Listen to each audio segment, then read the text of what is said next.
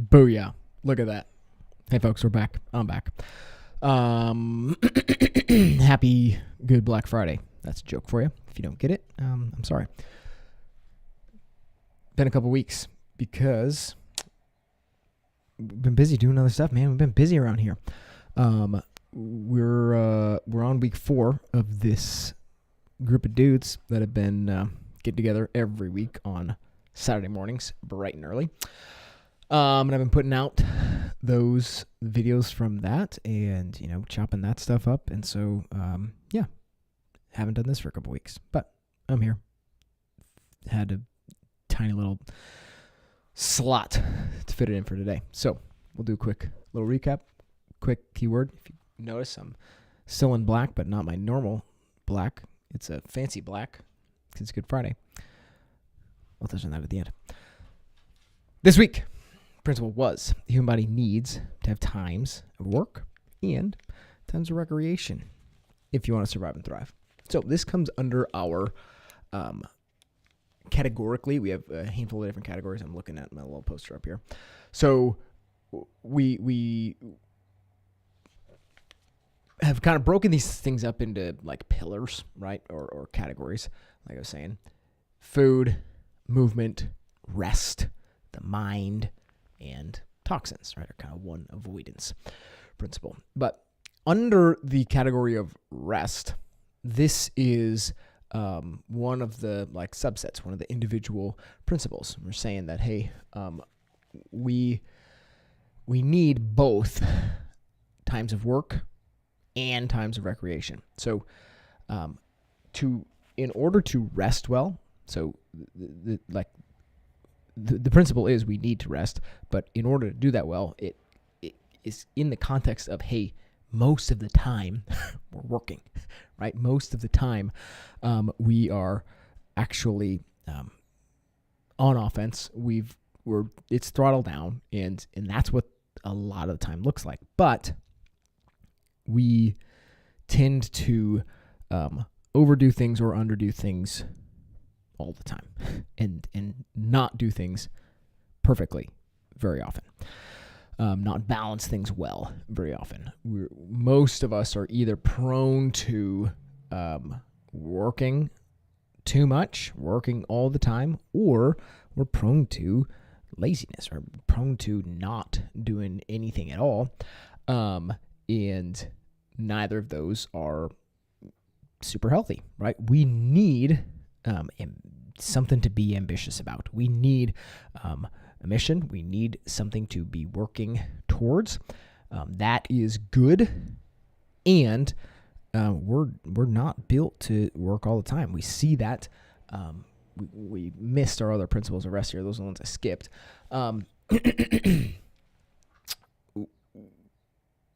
Every single day, we see the fact that the human being is not created to be able to produce at all times. We see that in nature all over the place, that nothing is made to be 100% productive every moment of its life, right?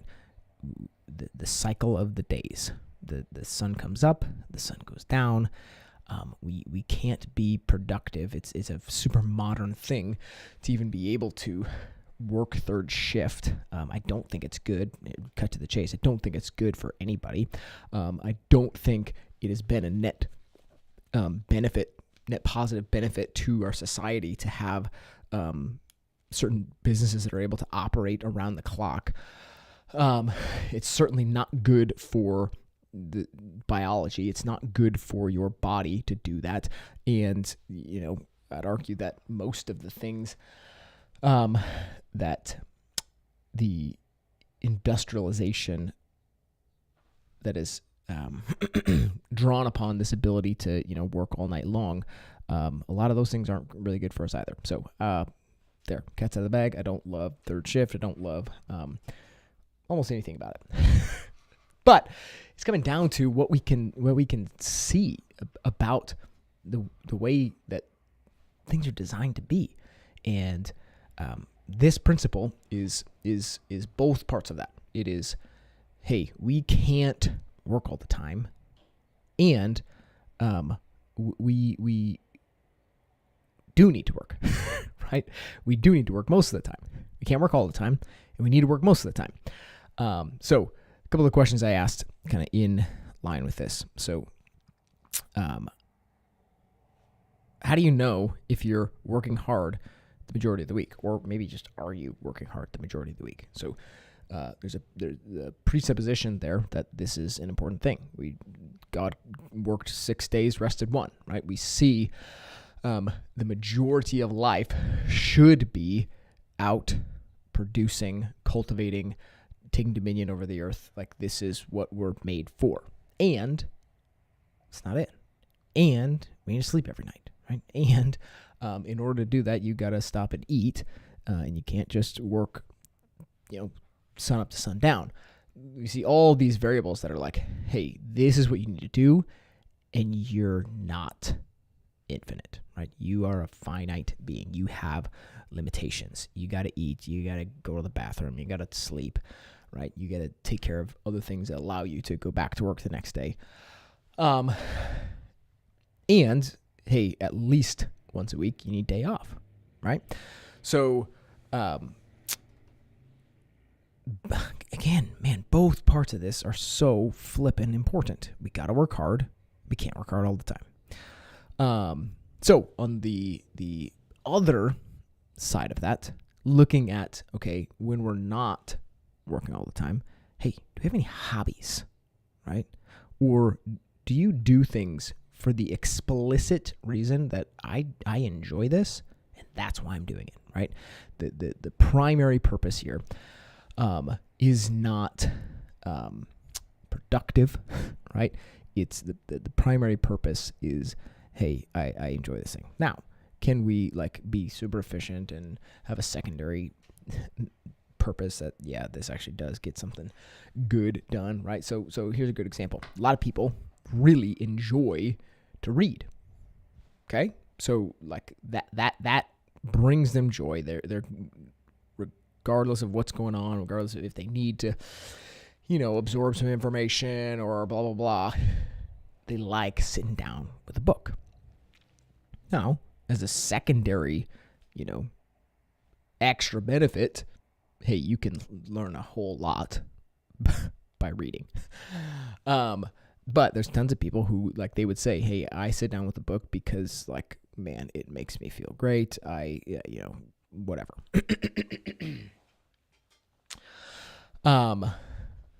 So turning back a little bit, another one of the questions I asked this week was, does your work cause exorbitant stress?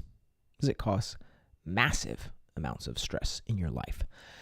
And this is an interesting thing because stress is not inherently bad.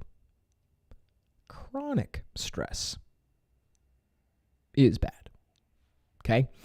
So this is one of those things that, this principle as a whole is a real, we got to be pulling from both directions type of thing. I don't want to say balance because that, believe that neutrality is possible, and it's we always are kind of applying pressure in some direction.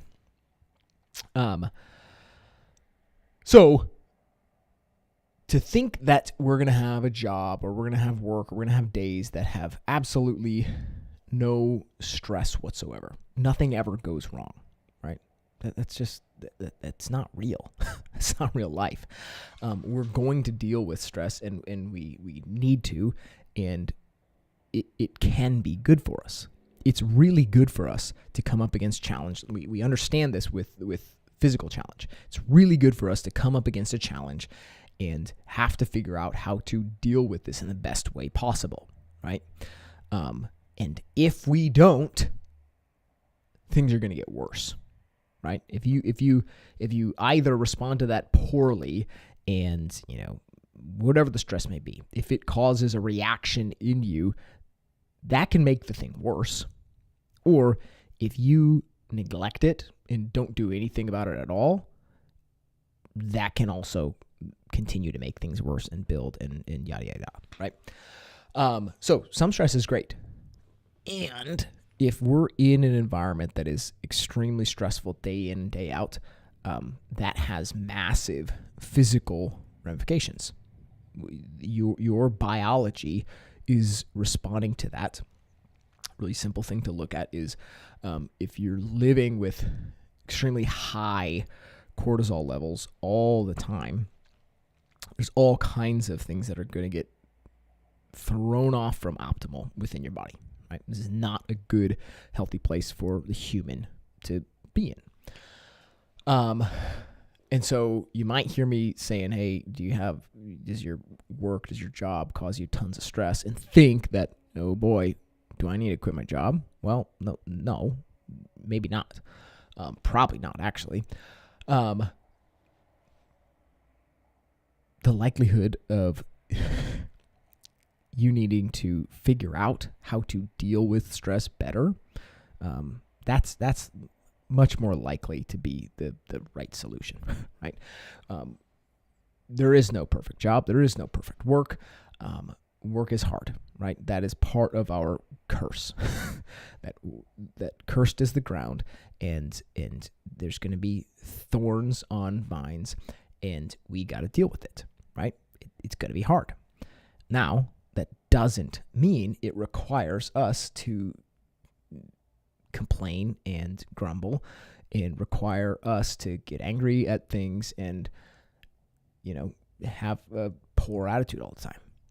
No, we have to learn how to deal with and work with and overcome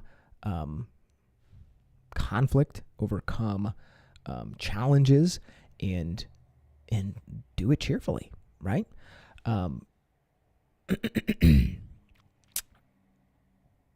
Figuring that out is man, maybe one of the best things you can do for your health. I'll say that, right? Yeah. That's all I got to say about that today.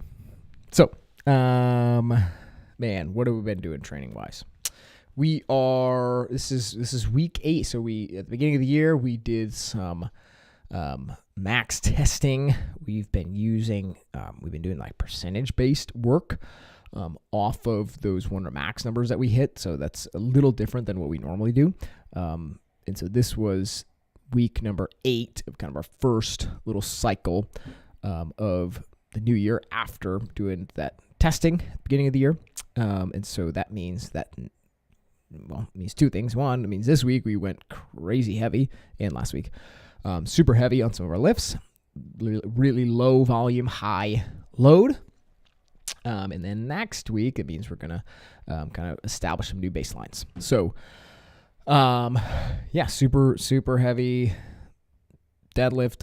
Yesterday, we did some heavy snatch work on Tuesday. And I guess a little unique is we did some pretty tough and heavy and high skill workouts this week. We've got some heavy thrusters on Monday, prescribed with some pretty high volume ring muscle ups on Tuesday, and then the handstand push-ups on Friday. So the reason why we've got a lot of higher skill, higher load, just more challenging workouts is there's a handful of us who are kind of trying to prep for the CrossFit Games quarterfinals. So that's the next stage in the official competition season.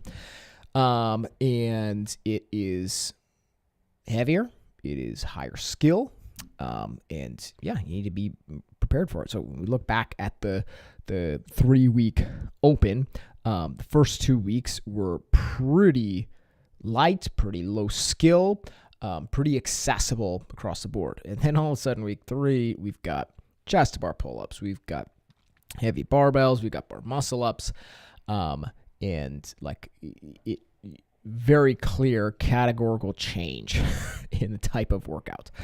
And that was way closer to we're probably going to see, and even more so in these quarterfinal workouts. So stuff that I think is, here's how I view this.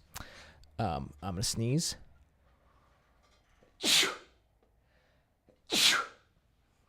And we're back. This is kind of where we get into the sport of fitness, versus the training methodology of CrossFit, right? So in these, higher skill, heavier workouts, like what we're going to see in the quarterfinals in a couple weeks here, it's a unique application of this CrossFit methodology. And it's great. I love it. We need to touch that type of stimulus in our training, and every day should not look like these workouts. Okay? Every day looking like these type of workouts isn't even the best way for most people to get better at these type of workouts. Yes, we need to do these type of workouts in order to get better at them, but we don't need to only do them, okay? If that makes sense. We need to do things like get freaking stronger. We need to do things like improve our skill in a lot of these movements. We need to do things like improve our general aerobic capacity in order to get better at this stuff, right? And we need to get better at these elements in order to, put them together on game day, right? So you think the football analogy, okay? Some of these things are direct tie-overs, right? One of the ways to get better on game day is to be in the weight room and get stronger, right? Same thing. Another one of the ways is to improve your skill in passing, in catching, in, what's the best place for me to hold the football when I'm running? What is the best hand position for me to do when I'm blocking or tackling or whatever, right? There's skills involved. Plays, right? You gotta memorize these plays and know field position and, the elements of the game and all this stuff, right? They're all components of becoming a better football player, right? So when we look at kind of the testing aspect of the sport of fitness, we need to scrimmage, right? And we need to have game day, but we also need to practice, right? We need to do all this other stuff, right? And I know I've talked about this type of stuff before, but as we look at some of these harder workouts, it's like I'm not programming this type of stuff multiple times in a given week. I might program something like this once in a week, but most of the other stuff we're going to be doing things that help us get better overall. At being able to then do something like this, right? And tons of us just need to get stronger, right? We need to really emphasize the things we're doing to get stronger. Just as one example. Last week, this week, and then the next 2 weeks it is. Leading up to that, we'll have some similar type of stuff like this, touching some higher skill stuff in some actual conditioning pieces. Leading up to that. But then, forecasting a little bit, I'm planning to kind of, go stronger. I'm using these words that I don't mean like strength training. Push into, there we go, lean into some other areas. One of them being strength, right? All of us could benefit from being stronger. And then also like skill development and aerobic capacity, right? Kind of more siloed things. And, maybe a little bit less of the, throwing all these movements together and doing the thing in the Metcon, whatever. Because we can make some pretty big strides when we're able to focus more on weaknesses, focus more on skill development, versus always making certain substitutions. Just if I can write workouts that allow people to develop some of these skills, it's like that's the work that needs to be done in order to ever start doing a butterfly pull-up instead of a regular kipping pull-up, right? Or to do double unders instead of single unders, right? To figure out, hey, how do I do the footwork for the rope climb, right? We got to practice those things. So that's one of the things that, as we kind of close down the competitive season or whatever you want to call it, most likely through the summer months and that type of stuff, just lean a little bit heavier into that sort of things. Gosh, it's already 20 minutes here. I need to get somebody else on here to keep track of time. Yeah, that's where we're going. So next week, pretty similar to this week. Like I said, we're going to set some baselines for some new strength movements. Continue, actually 2 of the workouts next week. Actually 3 of the workouts are kind of either repeats or plays off of repeats of some former competition season workouts in the open and the quarterfinals. Yeah, cool. I think that's it. Hey, it's Good Friday. Good Black Friday. It's a joke, right? This is like the one that you would think would be Black Friday, but this is the Good Friday.